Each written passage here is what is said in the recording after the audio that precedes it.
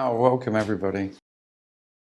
There's so many familiar faces here, and I've not met in the flesh any of the friends from meetings that I've had for the last 2 years. So it's just an absolute treat. I feel I've been really excited about coming because I haven't been able to. The last 2 years have been strange, haven't they? So it's I wouldn't want you to think that once you're enlightened, you wouldn't get excited about anything anymore. That's not the case.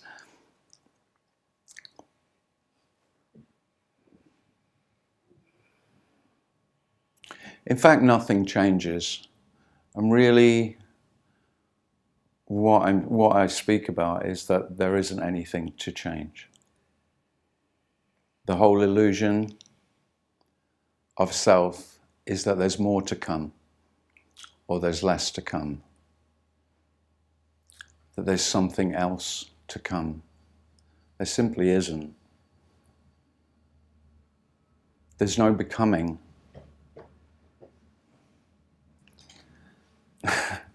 The illusion of knowing what's happening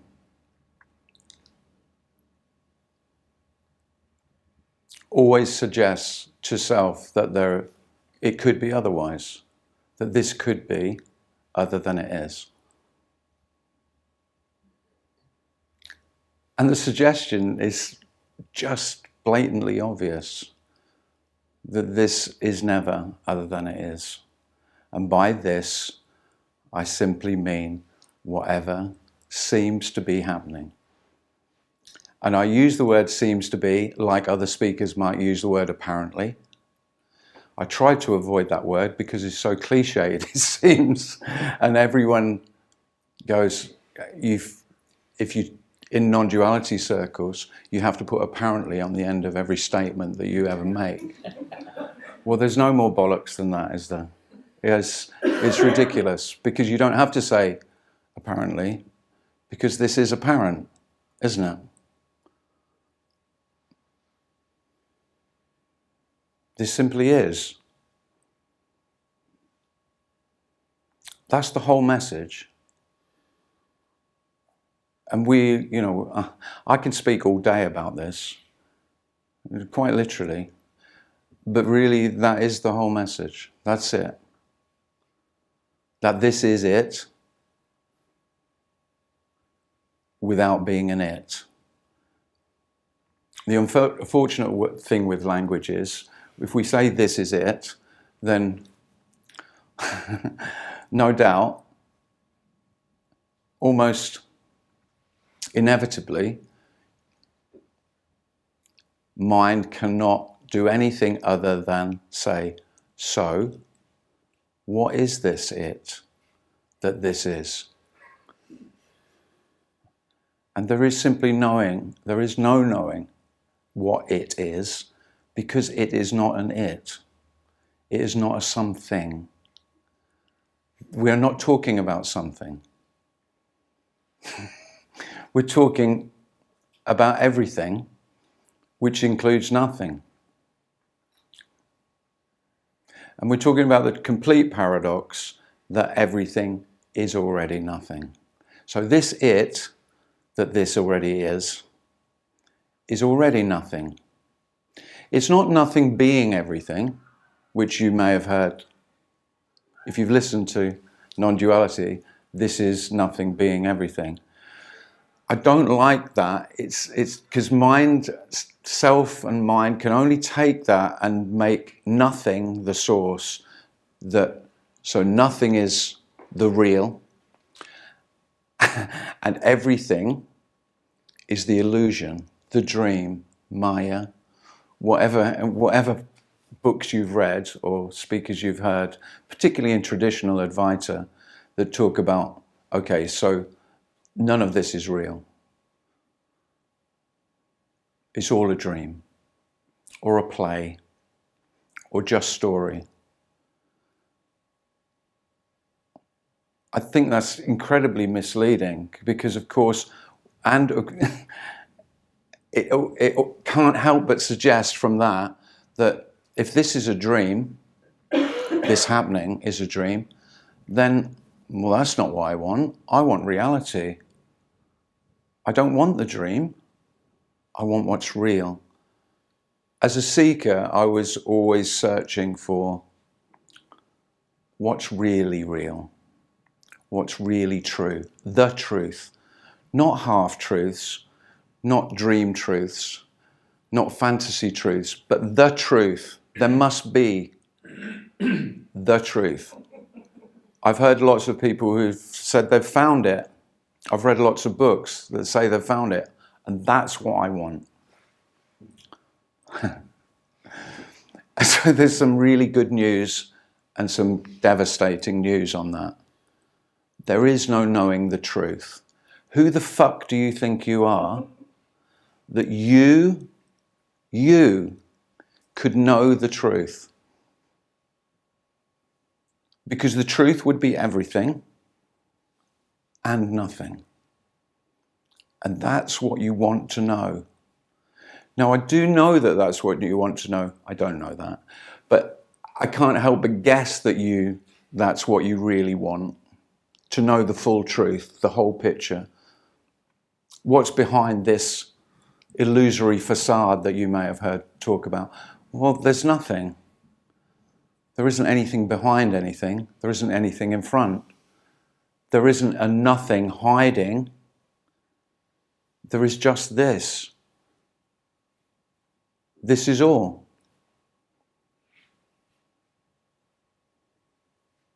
And so there's nowhere to go.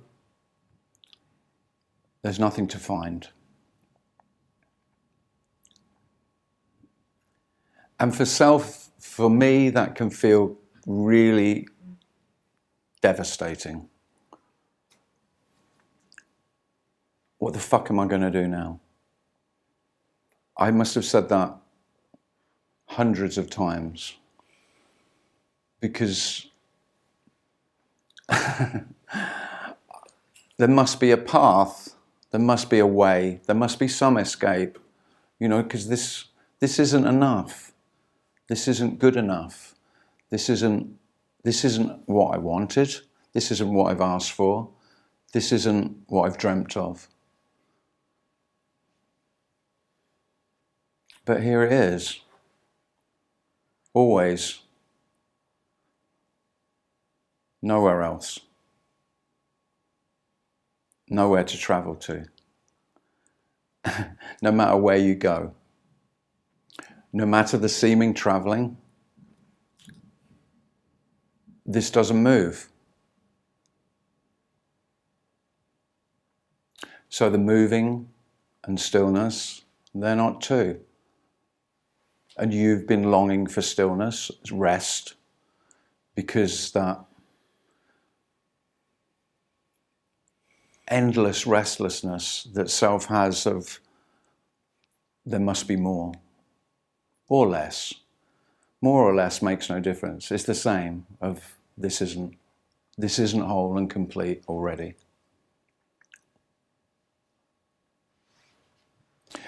And whole and complete can sound, well, it doesn't feel whole.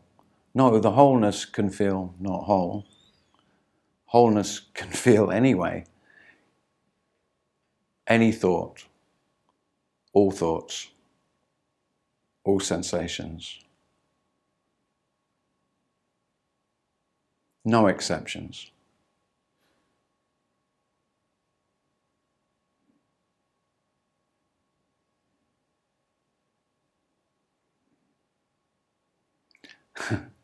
And that can be very disappointing. There was a real sense of disappointment here.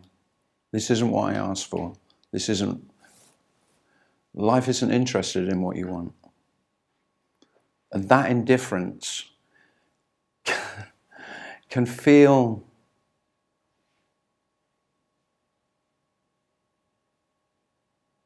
it can be terribly shocking when it's obvious that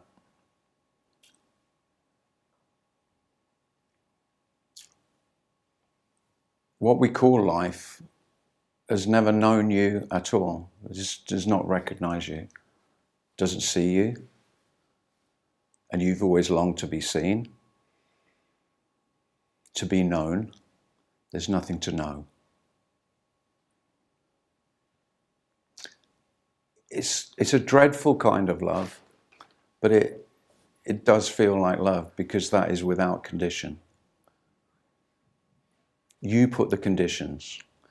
You are, the very energy of feeling like me is the conditional.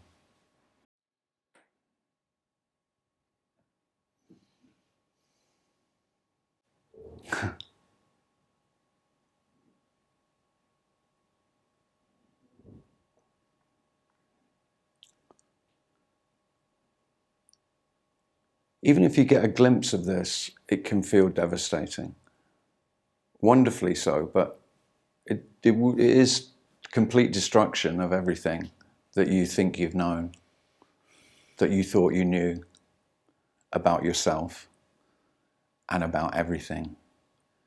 And in a very real sense, everything that you called mine is seen to be nothing but fantasy. And that's not what you wanted. Certainly not what I wanted. What I wanted was to be there. I wanted the absence of myself, for sure. That's what resonated when I first heard this.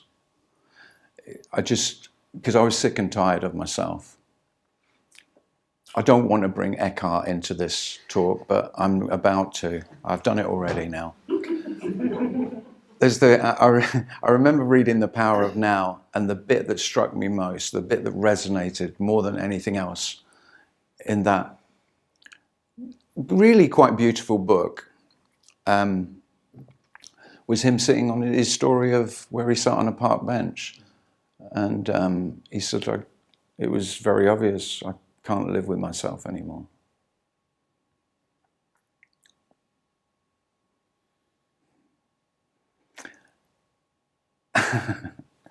And so the wonderful news is you're not living with yourself. That's why this message is so liberating. It's not liberation from yourself. There is no self to be liberated. There is no self to be liberated from.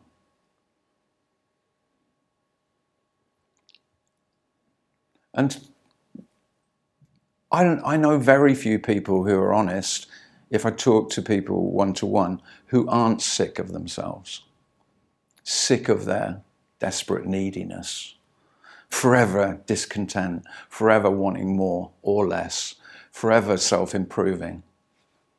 You could say that the whole energy of me is a self-improvement program, often felt as a self-loathing program. There simply is no self to improve.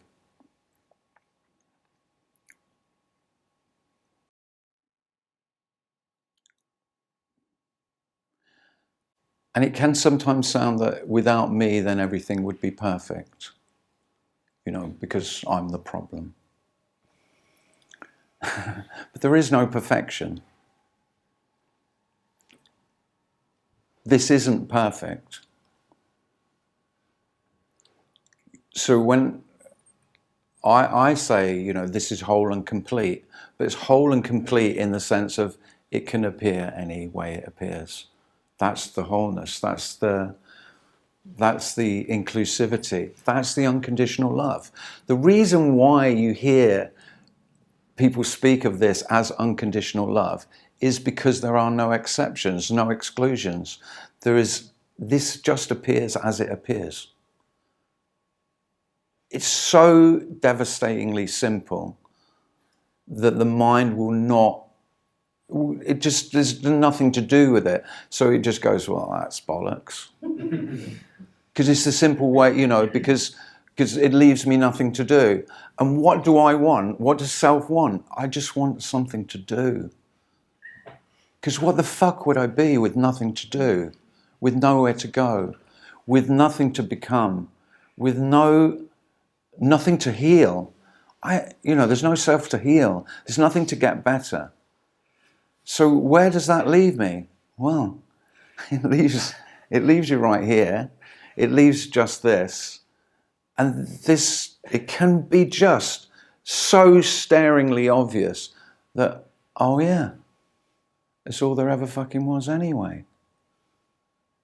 And all my fantasy about who I am, what I've been, and what I may become, simply, even if it still appears, it can be seen for the story that it is, just a story.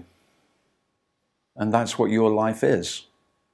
Your life is your story that you tell yourself, and then if anyone asks you, you tell another human being. And they tell you their story. And that's what we are to each other, a story. And you never knew yourself. There was never anyone to know. And you never know another. And that really is why you can call this message non-duality, is because it's not there is one. There's just no knowing. Without self to know and without other to know, there is simply not knowing. And then the wonder of wonders is this needs no knowing whatsoever to be exactly as it is. This is completely known without any knowledge, without any understanding. It has no requirements whatsoever. Life requires nothing of you. It doesn't know you. There's nothing outside looking at you. There's no source. There's no God other than your fantasy about there being such.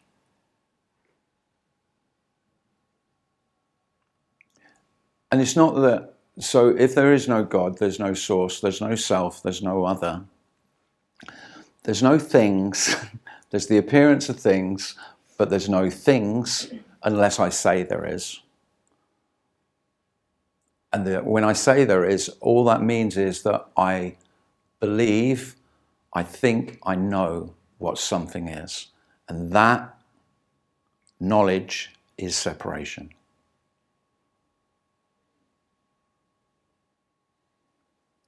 Nobody knows any more about this than anyone else, you know.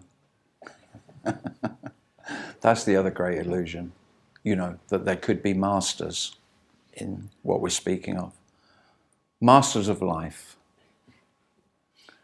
And this is the death of the possibility of masters.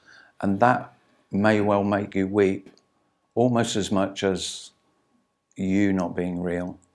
If your master, whoever you've deified, whoever you've held most dear, most precious, most special, to see them fall and to be an absolutely ordinary human being, that is the most unconditional love right there. That's it. There are no special human beings.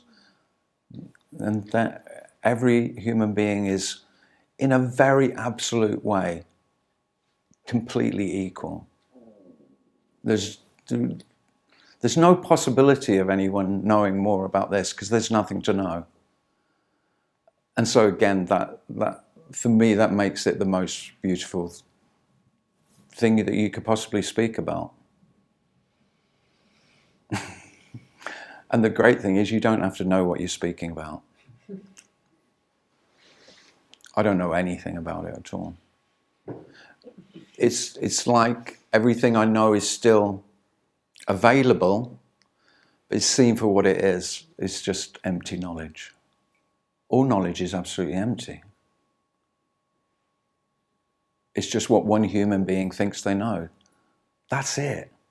So, and by the way, it works in all fields. I was talking earlier about doctors and how it seems, you know, every day in the news in the UK, we have a doctor stand up with the Prime Minister and deliver their wisdom to the nation. And I'm like, what a crock of shit.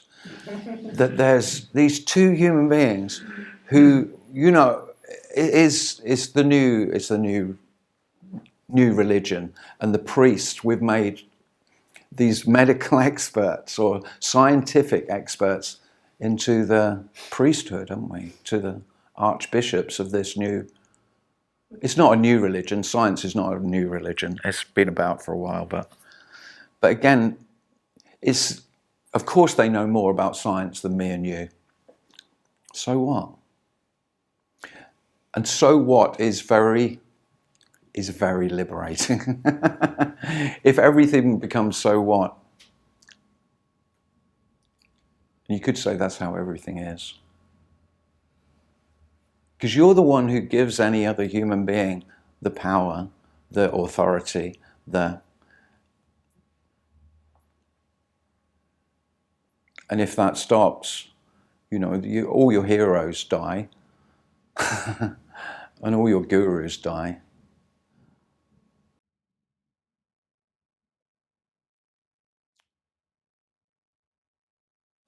And of course, seemingly you die.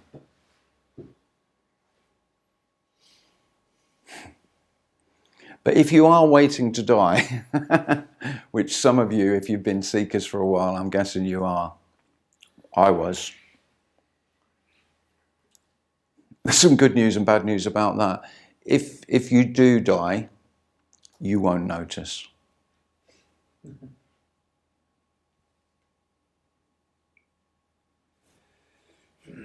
Because there wasn't anyone to die.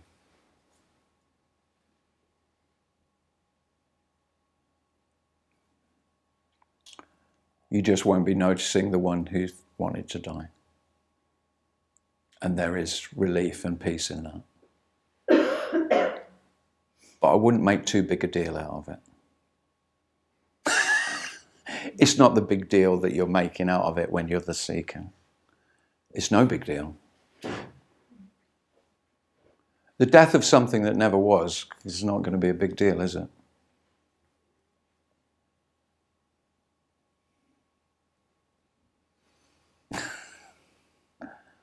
So there is just this, what we call ordinary. And the ordinary is the miracle. So this is the death of miracles, just in the same way as I've talked about special people. There can be no special events anymore. Nothing is anything more miraculous than anything else. All appearances are equally miraculous. And so there are no miracles when everything's a miracle. How could there be? And there could be no longing for a miracle. There's a lot of relief in that as well. There's nothing to wait for. And how many people do you know are waiting for a miracle? A fucking lot. Most people I know. Now it might be a very material miracle, the lottery. That's most of my mates are doing the lottery, spending a ridiculous amount of their meager income on the hope of a miracle. But spiritual seekers are doing exactly the same thing. It's the same game. It's the same game that self plays in any form. It's a waiting game. This isn't it. I'm waiting until it is. And when it is, then I'll know. Well, there's nothing to wait for. And even if there was, you won't know when it came. If it arrived, you wouldn't even know. The lottery would be slightly different. You'd get the check. But spiritually, the spiritual jackpot. So when you say that there's nothing to wait for, there's nothing to seek for, there's nothing special, then you are talking about the spiritual stuff, because you could be searching for your favorite snack in the store, and if you find it, it could be some good feelings when you found that snack. Oh yeah, no, but that's no different to spiritual, because you could be waiting for a spiritual awakening. Yeah. And you're searching, and you go to a speaker. You go to whoever your favorite speaker is at the moment, and you go to them, and you have an amazing experience, which is what you're after. because all we're talking about is experiences. So whether it's a snack, your favorite snack, or your favorite spiritual feeling or sensation or experience, well, there's no difference again. It's the same. No, but in Tim's, there could be wanting to visit a friend, or wanting but not that you place that on a pedestal. It's just natural wanting. Natural wanting. Natural, you know. I'm not talking about wanting not happening. I have many years gone in that trap that I can't, or I shouldn't want. I guess this or that, I should just. Be content just with just sitting. Oh no, chair, wanting's completely natural. Yeah, thank you. That's my point. and I would say enjoying getting is completely natural. Yeah, of course. Yeah. Getting some money or Yeah, but I will say if I'm after my favourite snack and they're smoky bacon crisps is what they are, and I go to the shop and I get the smoky bacon crisps and I eat them and there's the pleasure of eating them, I don't think I've become enlightened, do I? There's a difference. Yeah. There is, on a scale, there is a difference. I don't think they're bringing me anything but pleasure. Whereas, of course, they're not going to make me feel better than the other, So my friend who hasn't had smoky bacon crisps, he's not now inferior to me because he likes cheese and onion. Idiot. So I do, so I'm thinking, and the trouble with spirituality, of course, is it's super special, isn't it? And that's what I want. The sense of self, I don't know about yours, but my sense of self was the essence of it is not good enough, was not good enough, was incomplete, was faulty, was damaged, needed a fucking lot of work. It was like a turd that needed polishing. But the turd bit was the reality of me, and I had to hide that, the inadequacy, the dirtiness, the not good enoughness. And so, of course, if you feel like that, what can you do but try and improve? And that's the pain. And so the love of this message is saying there is nothing to improve. You are non-existent as a self. You're not non-existent, you just won't know what you exist as. That's reality. The truth is, you haven't got a fucking clue what you are. And the truth is, you haven't got a clue what anything else is. You just don't know. But you pretend that you do. And this pretense starts from about the age of 2.5, when you learn language. You learn language and you've convinced yourself, and all the adults have conspired together to support you in your conviction. Because what do adults love most with these small children? When they learn a word and now they know it. They know that thing. Dog. And your parents will be ecstatic. The joy of joys that they now know what that furry, slobbery thing was, which, of course, we don't know what that is. None of us do. But so that conviction starts at that age. And, of course, parents love it most when the child responds to their name. Oh, he now knows who he is. Of course he doesn't. But the delusion, is so reinforced, so conditioned, so powerfully colluded with all other human beings who reinforce this truth that you can know. And all this message is saying is, you don't. It's not a lie. It's just the knowledge exists. It means nothing. It's not real knowledge. You don't really know. It's a word. I mean, as if a word is knowledge. And that's really what we're speaking about. It's not true. And so the only honest answer to every question is, I don't know. Or even better, I haven't got a clue. So why did, most common thing in a discussion, in a relationship, so why did you do that? And then you have to dredge up some feasible reason why you told her to fuck off, you know? And she got upset and you knew it was wrong and you were remorseful, and it's all natural. But you create a whole story and then you make up a reason. And that's what we call being, that's normal human behavior. Well, no, that's sane, functional human behavior, because that's how relationships, they rely on that, what we call relationships. And so the wonder is there are no relationships.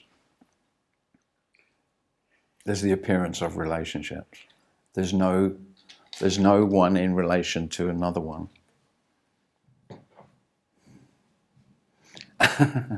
And you think, well, how could that work? That would be a disaster. Well, amazingly, it's much easier without you in a relationship. Without me in relationships are a fucking lot easier. Because, of course, I was the one who demanded the relationship be a certain way. Well, in my interests. That I get what I want out of the relationship.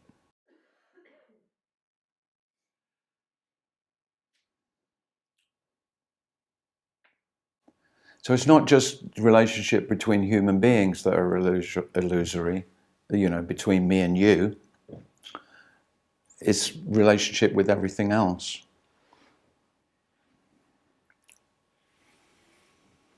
This isn't separate objects in relation to each other.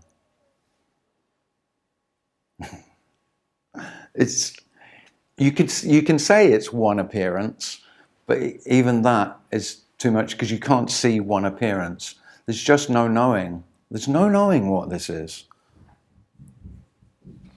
Unless I say I know. And the problem with self, probably the biggest problem is that I'm very afraid of not knowing. Because the ground that I stand on is that I only feel secure when I know what's happening. And I certainly only feel secure when I know who I am. So this message can be hugely attractive if it's heard. I think, fortunately, most human beings can't hear this, even when it's spoken about. It just literally passes straight through, doesn't touch the sides, and then a few hear it, and it's seen for the threat that it is to self. And there's anger and fear because it's a direct threat to self. And then there's human beings like you and me who heard this message and just, you could say intuitively knew. It just felt, I don't know what it is about this. And it sounds ridiculous. It doesn't make any sense. And yet I can't. It just won't leave me alone. No matter how many times I say, fuck off, I've had enough of this, leave me alone. Won't leave me alone. Like a virus. Without an antidote. And the cliche is, the Advaita cliche is that, once you're bitten, that your head's in the tiger's mouth. And it might seemingly be in the mouth for years. Or a lifetime. But when your head's bitten off, you won't even notice. And I think that's the worst news I've got to tell you today, because you are waiting until you know the absence of yourself. I was waiting, that I will recognize when I'm not here. I mean, it's funny, isn't it? It's a terrible. It is. is a very cruel joke that the lot of most seekers is, I'm waiting until I recognize the absence of me. Me, I'm waiting till I see when I'm not here.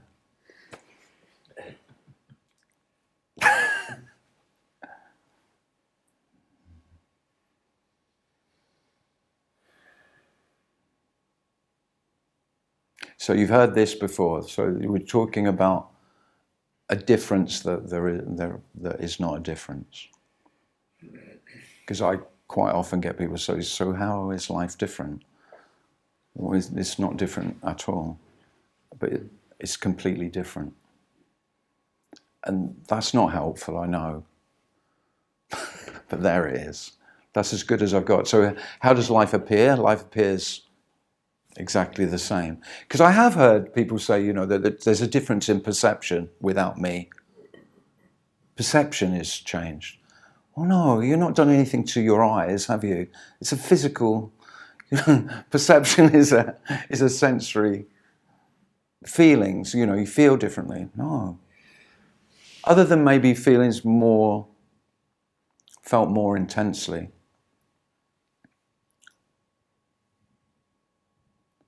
But what there is a peace. And so I say I didn't get what I wanted. I got one bit of what I wanted. I wanted bliss, of course. Eternal bliss. Surely that's what death will be. I didn't get that. I got whatever appears, or there is whatever appears. That's what happened. But what there is a peace that makes no sense, regardless of appearance. There is this unspeakable love that isn't loving, isn't love. Love isn't a thing, but this is love in that it's not asking anything. Right? It's not asking anything of you. You were the one. You are the one who is asking of yourself. Life's never asked anything of you, no matter what you've said about life. It's not that human beings, others won't still ask you, what they want of you. And they might not like it when you laugh and go, oh, I'm not doing that anymore. I'm not doing that. I only did that because I was afraid of rejection. I only did that because I felt I'd die without your personal love. I only did that because I was terrified of being alone. I only did that because I was terrified of rejection. That's why I acted that way. That's why I complied with all your demands of your utterly conditional love, which is what most relationships are. Is there any common ground between the personal love and unconditional love? I just find it interesting that there's this personal love that you knew before enlightenment or whatever, and then there's this unconditional love afterwards, and you still call it love, even though it's like it seems to be two very different things. Yeah, I don't know how many definitions we could come up with for love, but it'd be dozens, wouldn't it? It'd be 20 or more, wouldn't it? Yeah. The Greeks had it right. They had about a dozen different loves. And then stupidly, in most modern languages, we've just got the one. I mean, love doesn't mean anything. I'm only saying love. The only reason that I use the word is because it does feel that the desire that self has always had is to be loved regardless.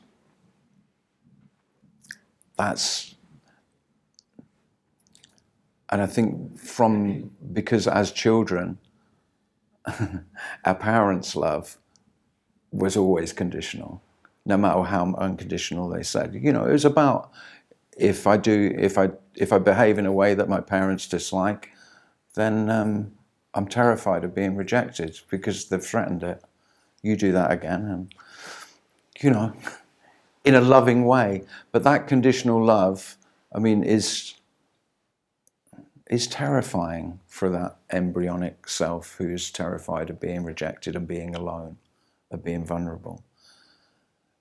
And at the core of self is that tiny child. Psychologists, you know, this is rife in psychology, I'm not teaching you anything, but the nature of self is a tiny child.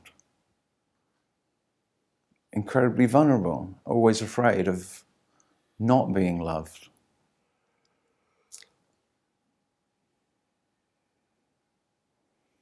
And so the absence or the non-appearance of that fear, that terror,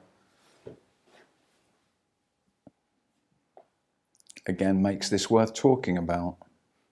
It's not a solution, and it's not the absence of fear, but it is the absence of that terror that I had of being alone.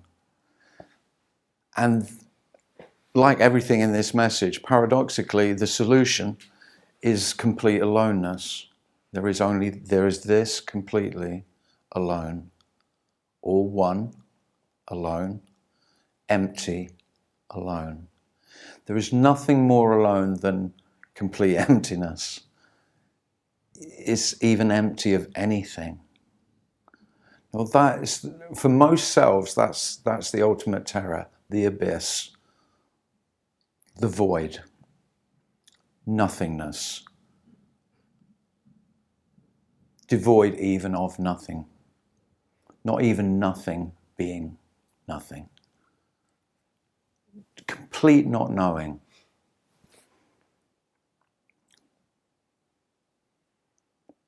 And I don't know how many of you have experienced this, but I know when I get glimpses of it or a sense of it, it would feel terrifying. It would feel like falling into nothing, becoming nothing. And I mean, the absolute wonder is that nothing is nothing to fear. It's nothing. Really. So this is nothing already. So it isn't that you could become nothing, you're already nothing. But if you think about nothing, then there will always be something. Yeah. Well, the trouble with... You can't think about nothing. No, you can't. You're absolutely right. So when I'm saying nothing, I don't mean something that is nothing. I mean nothing. So there's no way of perceiving nothing. No, you can't think about nothing. No, not at all.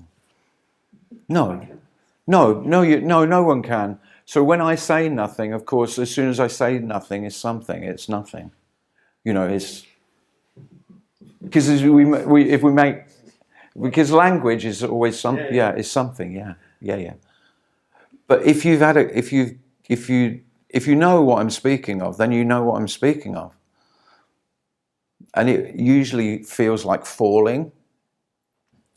Feels like the very ground that I stand on is falling away. I can't stand. There's nowhere for me to be.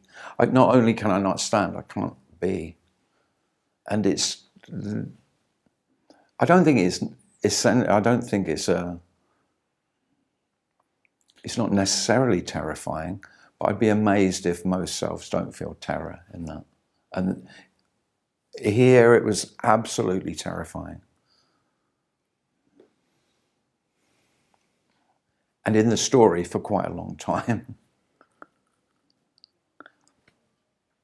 And I screamed to save my life. You know, I screamed. I didn't know who I was screaming at. I didn't know who I was telling to stop. I didn't know, because there's nothing, you know, I'm shouting at nothing.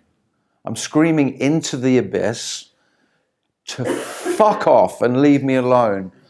I know I asked for this, but now it's here. I don't fucking want it. God. And I said that for weeks and weeks and weeks.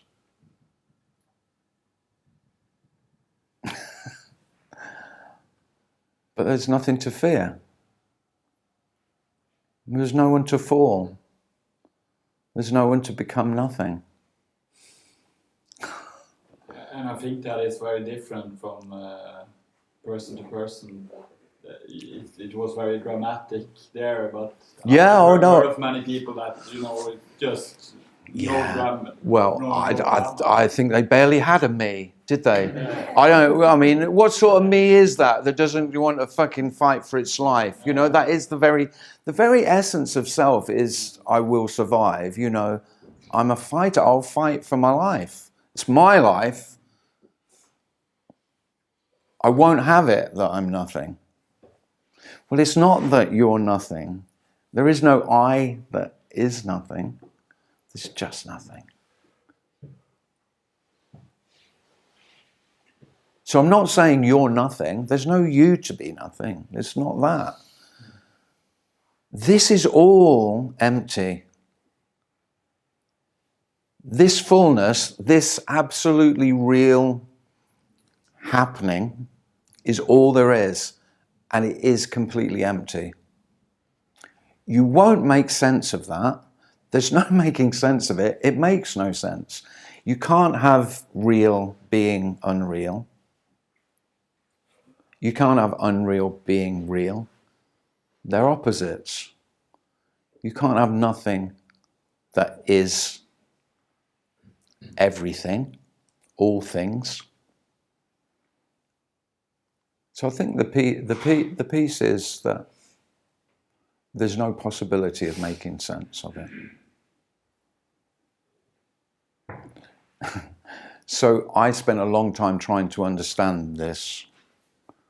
I went from one teacher to the next, studying. I had over 100 books, all non-duality, because I dismissed everything else. Oh yeah, that's not it. Yeah, go. And they had to be the hardcore as well. No. If it's got even a hint of therapy about it, I'm fucking, not that. I'm not having any of that. It's got to be the real McCoy. And I spent years and years understanding. And it came to it seemed in the story, I'm telling you a tale. In the story, it came to a point where it was really obvious I knew more than all the teachers. You're probably there yourself. If I don't know more, I certainly know as much as they do. I understand this. I've got it. And where has it got me? Fucking nowhere. Nothing. I'm no closer. It's so obvious that it's been utterly futile, this learning. It's dreadful. And that was when, you could say that was when I fell into utter despair. It was like I'd done everything up to that point. I put all my chips in. So I'm gambling everything on this. And it was like, I've gambled my whole life on this. And I put all my chips on. And then it's like the croupier, he just went, yeah, you put it all on black, it's red. And he just took the whole lot, took the whole lot. And I just left. And I just left utterly distraught. Because my understanding, it was just so undeniably obvious that it didn't mean shit. I knew it. I couldn't pretend. So I couldn't ever look at another book. I couldn't watch another talk. It was devastating. I couldn't come to another one of these meetings. I've been going for 10, 12 years. And how long did that period last? Too fucking long, Herloff. Half a year or 2 years? It's really hard to remember. Let me think. 2 years? Yeah. Maybe 3. Okay. Then I have about 1.5 years left. No. You've come to this evening, so. Yeah, so. I'm not there yet. No, because you're here tonight. I'm not con. No, you can take 1 week off your year and a half. That should be maybe a day or two less. No, it doesn't mean anything, but you know, anyone who self doesn't. It's had a lifetime of preserving itself. You know, of looking after myself, of bettering myself, improving myself, but mostly keeping myself safe. That's what this illusory sense of being me is. And so when seemingly life comes to take me, I fight for my life. And the main way self fights for its life, which self absolutely believes is real, is fear. That's what I do. Terror keeps me alive.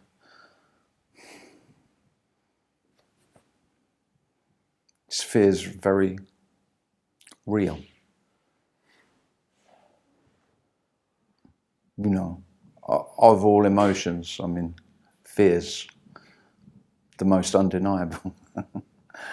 So,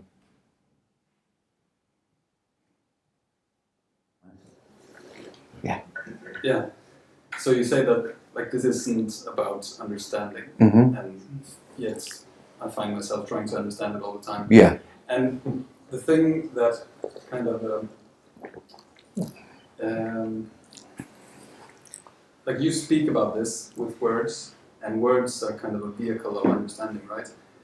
And I was wondering if do you know anyone who doesn't who communicates this but not with like. Yeah, some Zen Buddhist monks who sit in silence their entire lives, I guess. And I have been told to shut up many times, and said, no, why do you keep speaking about it? Surely silence would be the best communication of this message. Well, I've never heard such bollocks in all my life. Silence is not a communication of anything. No, it's not. It's silent. If you make silence, if you are making silence into some sort of message that you could understand, there is no bigger spiritual story than that. You know, this specialness of silence. All the noise, the worst noise, the noise you detest most, that is no less what we are speaking about than silence. That's the unconditional nature of what we're speaking about. If you've made nothing, because I know I speak about nothing, I speak about emptiness, they're not things, I'm not speaking about them as things. That's the impossibility of communicating what's attempted to be communicated here. Silence is not special. No, but so silence does not communicate anything more significant than the words. So this is... But I wasn't talking about silence. I thought like music or art and different like music doesn't have to be understood. It's kind of more experienced or felt, and the same way with art. And I was just thinking can art communicate the same, or is there a communication at all? You could say, I mean, you could, if we're being absolute about this, no, there is no communication at all. Yeah. Just stories of communication. What is communication but a story? Mm. I've heard this, or I've felt this, and then I tell a story about what is communicating. I mean, whatever is being, if there is a communication that can't be known, then there's nothing to be said about that. So that's maybe what you meant in that this can't be spoken of. All the words, whoever you admire, who you think about speaks this message or speaks about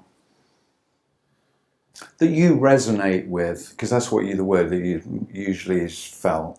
So I feel that message sounds closest to how it feels or how it is true to me, you know, closer to the truth, closer to closer to this. However you've created your own language around this, it just means nothing. That's what that's what this whole message is saying. Whatever meaning you've made of it, it's just the meaning you've made of it. It doesn't mean anything other than what you've made it mean and what it means to you. Well, that has no meaning, not outside of what you feel it means to you. Now, that is devastating. So everything that you've held precious is your meaning, what you've held, including relationships. They would just mean what they mean to you.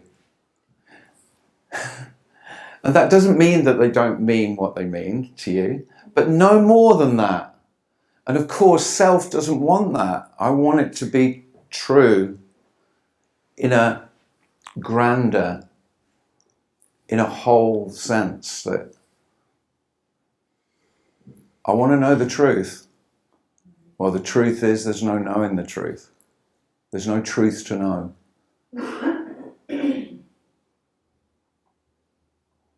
Isn't that lovely? It's dreadful because it is the end of, well, because it really is, well, what the hell am I to do? I've been a seeker of truth. That's my quest. That's the essence of who I am. So who am I if there's no truth? Well, you won't know. And that's the truth. There's no knowing.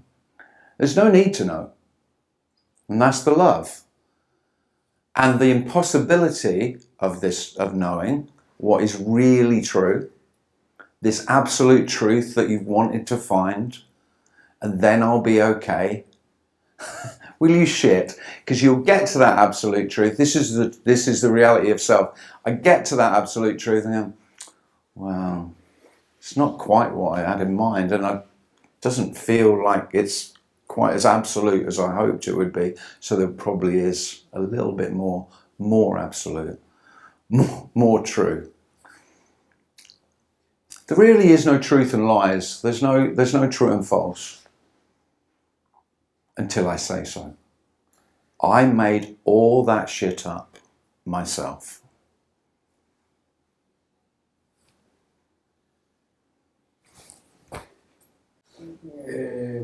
So what meaning do you put into sitting here doing this talk for us then? I mean, what do you yourself, in your perspective, put into the point of sitting here? What's the point? Yeah, for you. I understand I really love doing it. Do you know, I mean, the word is sense. What sense do you make out of pleasure. Pleasure. Okay. Makes sense. It's more than that. It's joy. It's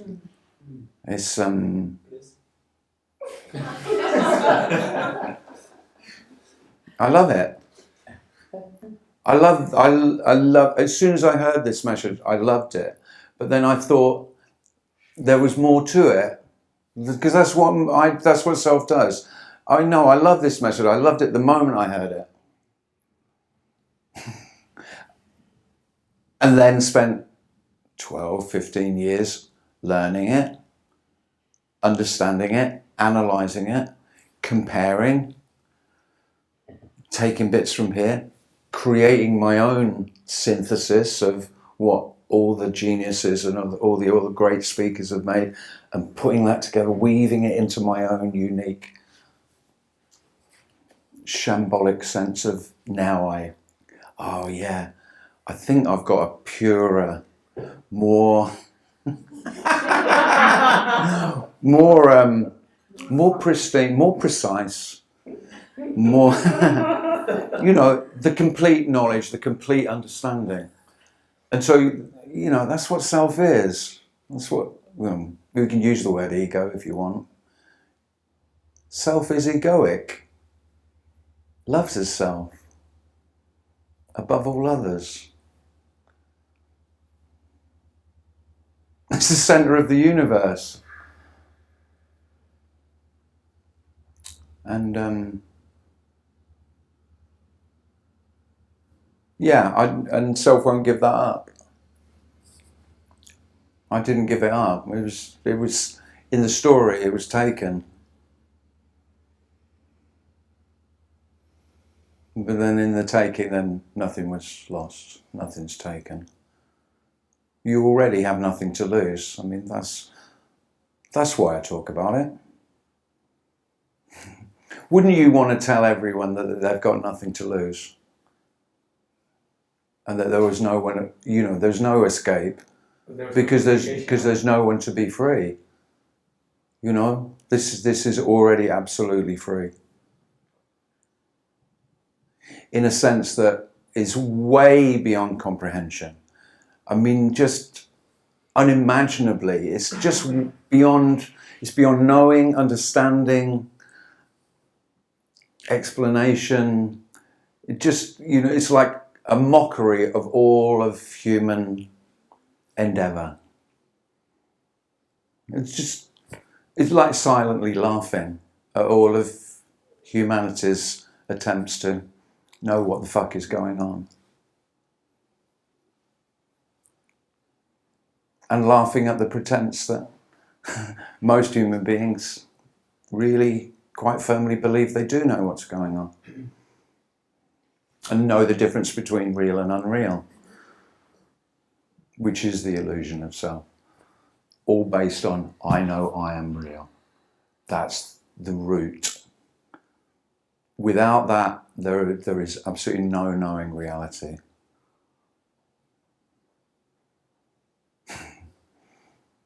Or whatever knowledge there is, it's just seen to be purely empty.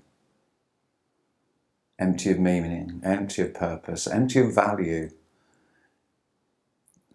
Of value in that it may have relative value, it's valuable to know how to repair a car if you want your car repaired, but not for what we're speaking of, for knowing life,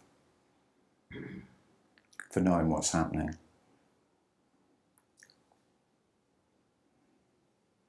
It feels like love. You love to do it. That's you could say compassion.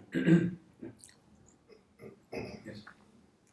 I always got, for years I got angry every time I heard Tony Parsons say, because he would say at most meetings, usually at the end when he talked about the beloved, because he was very careful about, he only used the love word right at the end of every meeting, because that'll pull you back in. And so I thought, oh, that's clever.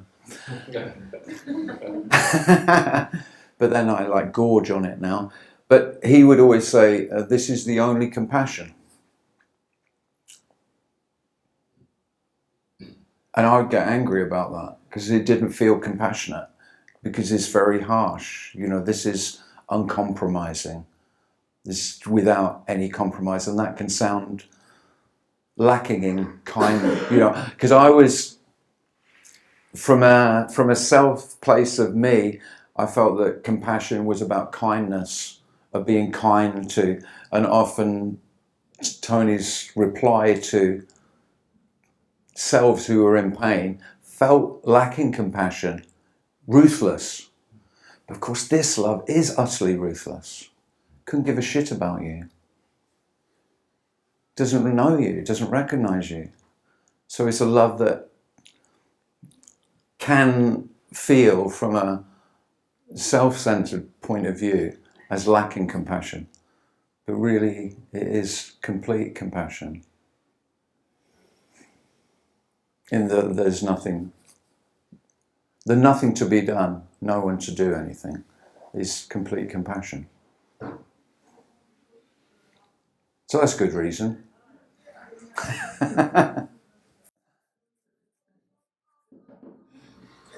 I just want to ask you about how do you find peace in all this emptiness and nothingness?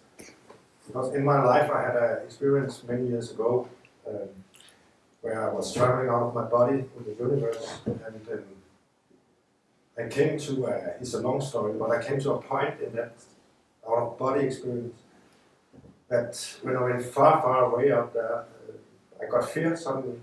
It was very peaceful in the beginning. and suddenly I got some fear, and I came back in my body like instant, with many flashes from Right. things I haven't seen in my life. I think like movies, like a movie with flash pictures, like dead bodies and all this. And it was really terrible experience. And when I came back in my body, I was very, very, very frightened. I was 17 years old. It's like 30 years ago. Yeah. More than that. And after that, I've been searching Yeah. for what it was, what was Yeah. that experience. Been talking with professional people. Nobody had ever understood me, and I start now to go to meetings like these and get more and more a feeling that I met this emptiness, and it almost destroyed me. Yeah. And now I start to feel better in my life, but I still have this big fear inside about this emptiness. Mm-hmm. So how do you find peace, or is there a way to find peace? Well, the emptiness is the peace. So you don't find peace. Okay. So what you fear, what you're terrified of, and by the way, you're not alone in this. This is universal for all souls. This terror of the void. Now you're calling it the infinite. That's a romanticized version of nothing, of empty, of complete not knowing.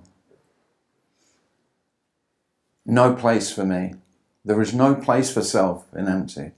Because what I'm speaking of, really the essence of non-duality, if non-duality means anything, here it means what I took to be me inside, empty. Everything else, exactly the same emptiness. There is no distinction from what I took to be myself with what I took to be everything else other than me. It's all empty.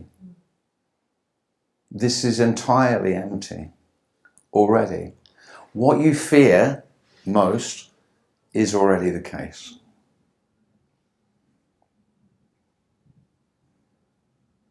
So in that sense, there's nothing to fear. Yeah.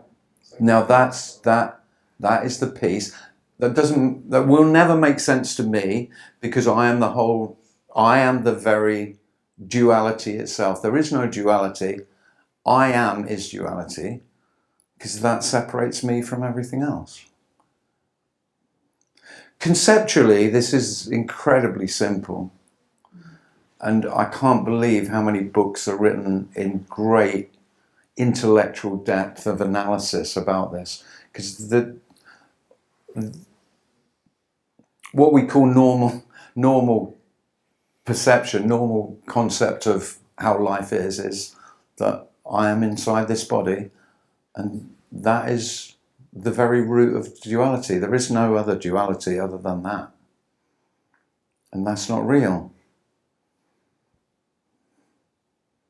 That's it. So there is no peace for you. I'm not talking about peace for you. I'm not talking about you finding peace. This is already completely at peace. You disturb the peace. You are the disruption of the peace. In English, there's in law, if you get pissed, if you get really drunk at night and you're singing outside the pub, the official term for that you can be, I got off. I didn't actually go to court in the end. Disturbing the peace is what that's called. Drunken disorderly is the next level. But just singing too loudly early hours of the morning when you've been to a party, it's disturbing the peace. And you could say that's what I am. I'm constantly disturbing the peace. And what is disturbing the peace is this isn't how it should be. That's it. I say, this isn't, even if it's good, I mean, how shit am I? How shit is self? Even when it's good, what does self have to do? Find fault and look for improvements of how it could be better. I mean, if that isn't disturbing, you know, the very best experiences you've had. Ah, oh, yeah, it was brilliant. Yeah, if only that, the drummer though, if they got a new drummer, you know, I went to see this band, they were brilliant, had a great time. And that guy, his aftershave was overpowering. You know, it's sort of tiny, nitpicking, disturbing the peace.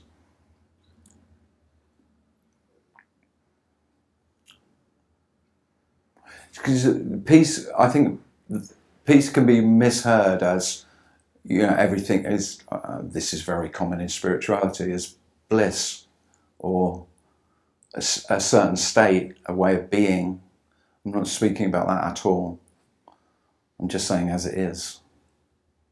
That's peace. This is peace. Regardless, you know, at war, it's peace.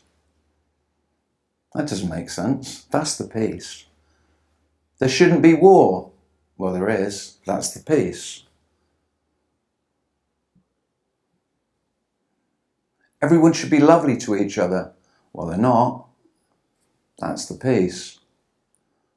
The should, the could, the what if, all of that, which is virtually constant for nearly everyone, is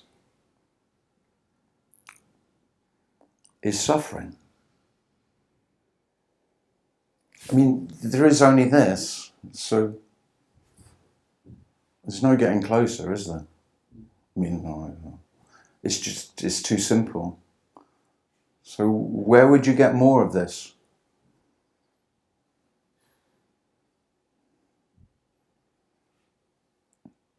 And I can hear you asking, so what is this? What do you mean? What do you mean? Well, all of it. So there doesn't seem to be much of it going on at the moment. Well, whether there seems to be a lot of this or not much of this, it's just this. You know, silence, that's why I'm saying about silence. Silence can be just another hook and just another carrot for you to follow. Okay, so silence is more this than noise. No, there's no exception. And you know, you said about art. So just because you like a piece of art and it seemingly speaks to you, it's telling you something. You don't even know what. Well, big deal. It means shit all. It means nothing. I mean, that's the love, that it doesn't actually mean anything other than what you feel it means. Now, that's more beautiful. That it's not less beautiful than it having some intrinsic meaning that is universal and it might speak to others, and you've got to share it with, you know, because you don't want her to miss out. Just because you have a preference for something or something, you know, you love something, that's not better than if you hate it. It's not higher. There's no higher or lower. There's no depth. And of course, one of the great stories that I tell myself is, of course, there is depth. I'm not interested in this superficial surface reality. I want to know the truth, you know, the great depths, dimensions. There's so many dimensions that I could travel to. Well, yeah, whatever you fantasize, sure. But it is just a fantasy. No, it's not unreal. It's a real fantasy.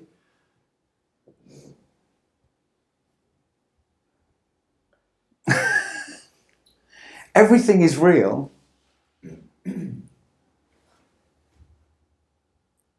There's no knowing real from unreal. Everything is real, but it's really what it is, you know. So 90%, not more than that. I shouldn't do percentages. Virtually everything you say that's real is just It's just your story of what's real, so that you can then go, I know the difference between real and unreal. And then I feel safe, and then I feel much more secure and superior, of course.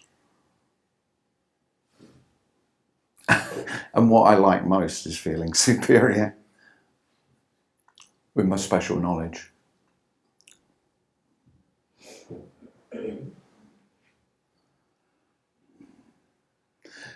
So there is again, it does feel like love when there is no one with special knowledge. There is no special knowledge. Knowledge isn't special, no matter what you say about it. Isn't that beautiful?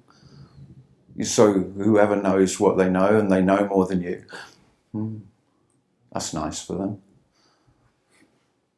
But in a real sense, without that desire to know, that longing, that real desperate need to know, because the need, that knowing would bring me what I really want. I don't know what I really want, but whatever it is, this gnawing, this real, there must be somewhere I can get to where I could find peace. The fact that there is no one to be at peace, that is the peace. There is no one at peace or in conflict.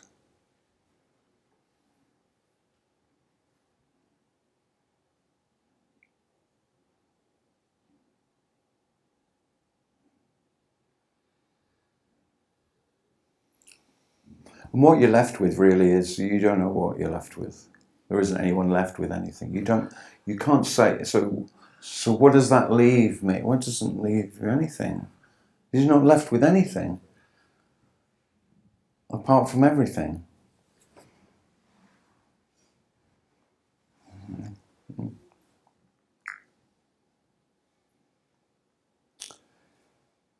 You do lose quite a lot of motivation if you want a downside.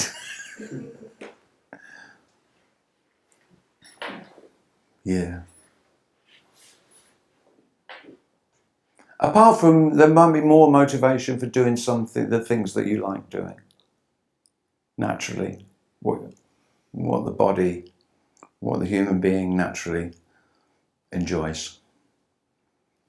Enjoys is a good word, because it's got the word joy in it, How much have you deprived yourself of what naturally the human being enjoys? Because, it's probably not good for me. In fact, she's told me it's really bad for me.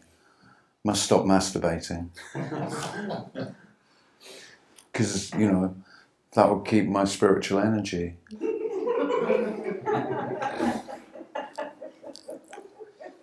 Somebody told me the other day that he hadn't masturbated for 4 years. And I went, you wanker.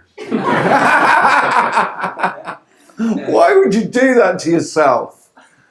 Oh, talk about, because self loves to torture itself to a greater end. It's noble, isn't it? So this is the end of noble, or the possibility of noble, or depraved, for that matter. Don't want to make me sound too depraved. I just wanted to say, I think it's a very, very difficult place to be in the world.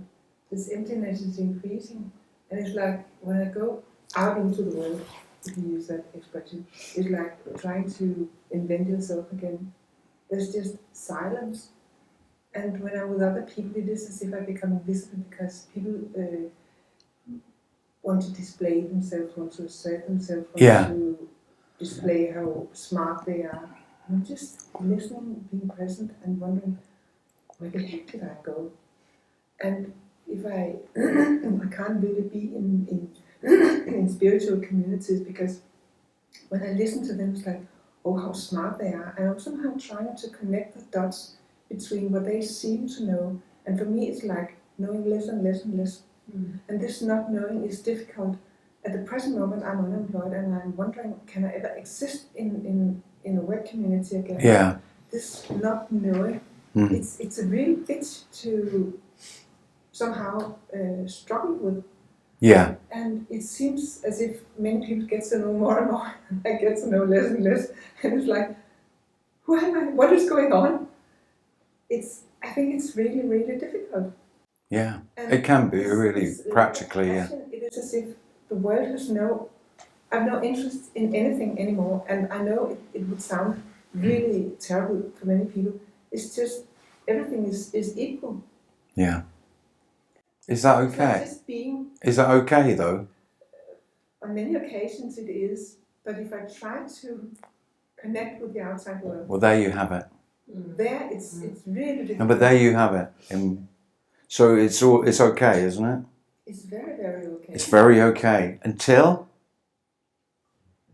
Until I leave my apartment. No. I think leaving the apartment's fine. It wasn't that. It's until you try to connect with others.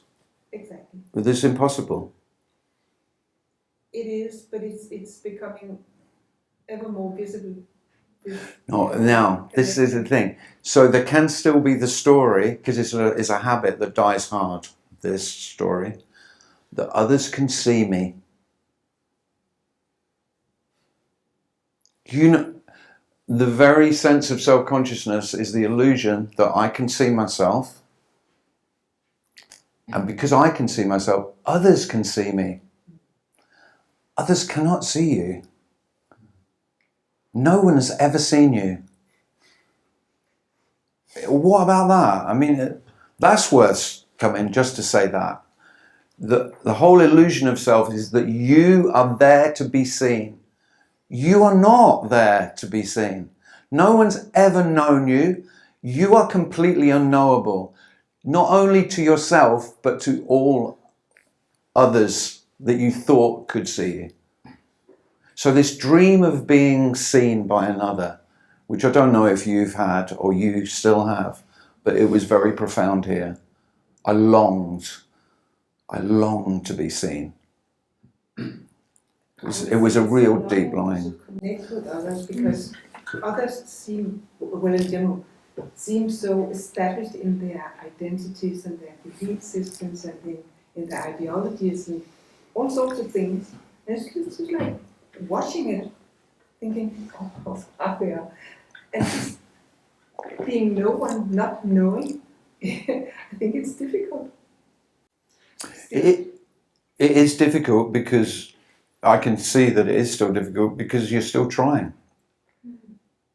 It wouldn't be difficult at all if there was no effort. On many occasions, How about it's just impossible? Sorry? It's just impossible. So there's no, I mean, there is no need to try. You won't ever connect with another. Trying to take part in the illusion, even when the illusion has turned out to be an illusion. And it's like, what is this all about? Oh yeah. And there's no reply comes back, is there? Who's watching? Who's hearing? Who's Yeah. having this Mhm. experience? And it's some sort of unreality. Yeah. Yeah, there's no knowing real from unreal. No. That's what falls away. You are, what you've called yourself is the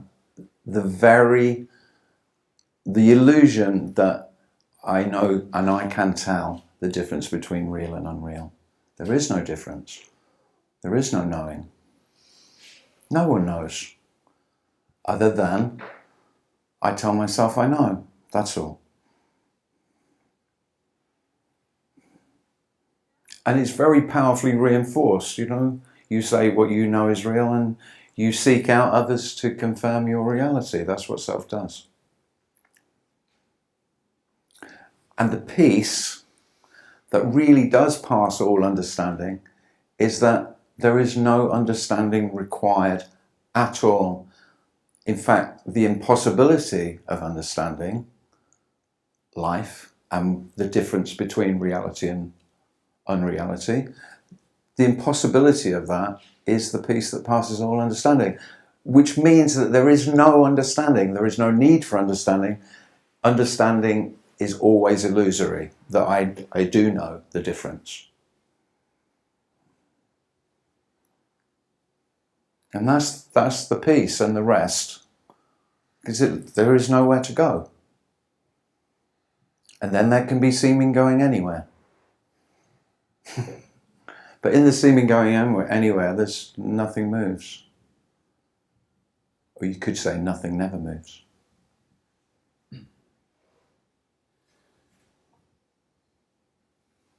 Sorry, you're going to ask a question. I wanted to ask about empty fullness. Yeah. Fullness somehow implies something positive. But fullness can be like despair. Oh yeah. Oh, if I use the word fullness, it means full of whatever's appearing. That's all. So empty fullness for me, just if I'm using that phrase. By the way, none of these phrases mean anything. I mean, I can't emphasize that enough. Whatever you've held on to as, oh yeah, that's the truth. No, it's not at all. There's no empty fullness. Just two words which contradict each other, which are just the best way we have of trying to point to this unknowable happening. That's all. There is no empty fullness. I cannot emphasize that enough. There is no real being unreal. There is no nothing being everything. There is what the only point of saying those is to say that it's not one or the other. It's both and neither. And so you've got nowhere to go. That's all. That's the peace again. All it is that there is simply nothing more or less. I've forgotten the question. Me too.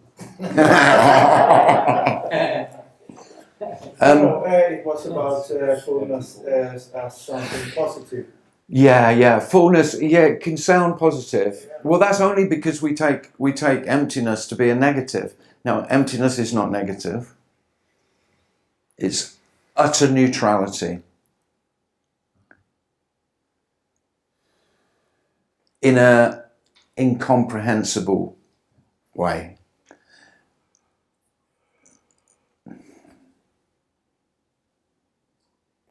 Fullness is everything is that everything appearance,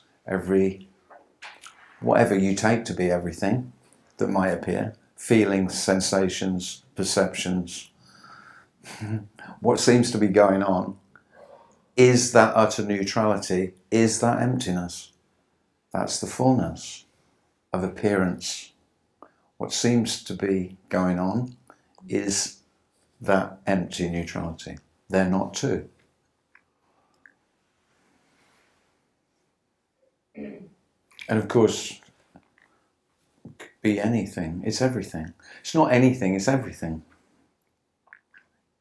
Anything and everything.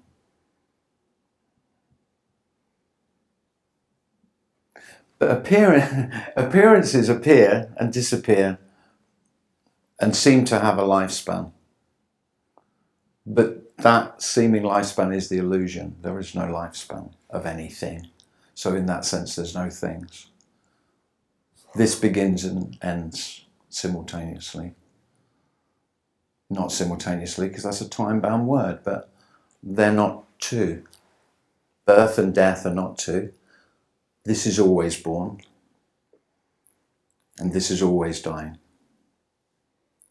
This is always appearing and disappearing. And there is no separation. Again, that's the non-duality. There's no separation between appearance and disappearance. That all sounds very intellectual. It's not at all. It's just this. That is how this is.